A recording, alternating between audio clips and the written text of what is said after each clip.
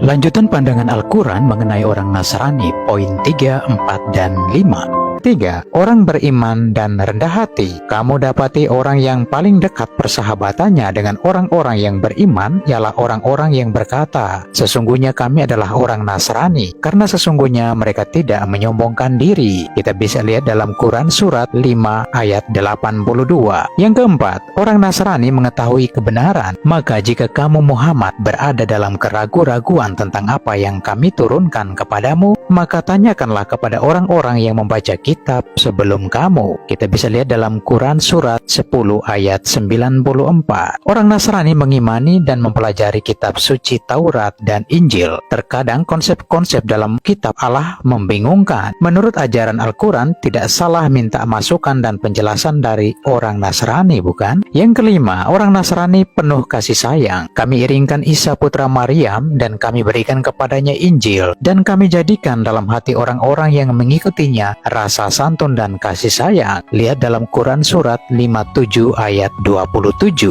Bukti kasih Isa Al-Masih dalam Al-Quran maupun Injil terdapat cukup banyak ayat yang menjelaskan bagaimana Isa Al-Masih mendemonstrasikan rahmat dan sayang yang ada pada dirinya. Seperti di antara ratusan mujizatnya, Isa Al-Masih menyembuhkan orang yang buta sejak lahirnya dalam Quran surat 3 ayat 49. Contoh lain adalah ketika Isa mengeluarkan orang mati dari kubur menjadi hidup. Quran 5 ayat 110. Anda dapat membaca kisah Isa Al-Masih membangkitkan orang mati dalam kitab Injil Yohanes bab 11, yaitu bagaimana Lazarus yang sudah meninggal dan berada dalam kubur selama 3 hari dihidupkan kembali oleh Isa Al-Masih. Jadi orang Nasrani penuh kasih sayang karena mereka meneladani Isa Al-Masih yang adalah sumber kasih sayang ilahi.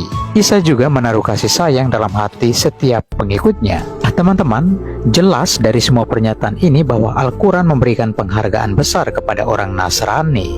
Pertanyaannya, apakah dengan demikian orang Nasrani atau Kristen masih dianggap sebagai yang kafir? Kesimpulannya kembali ke Anda. Tuhan memberkati.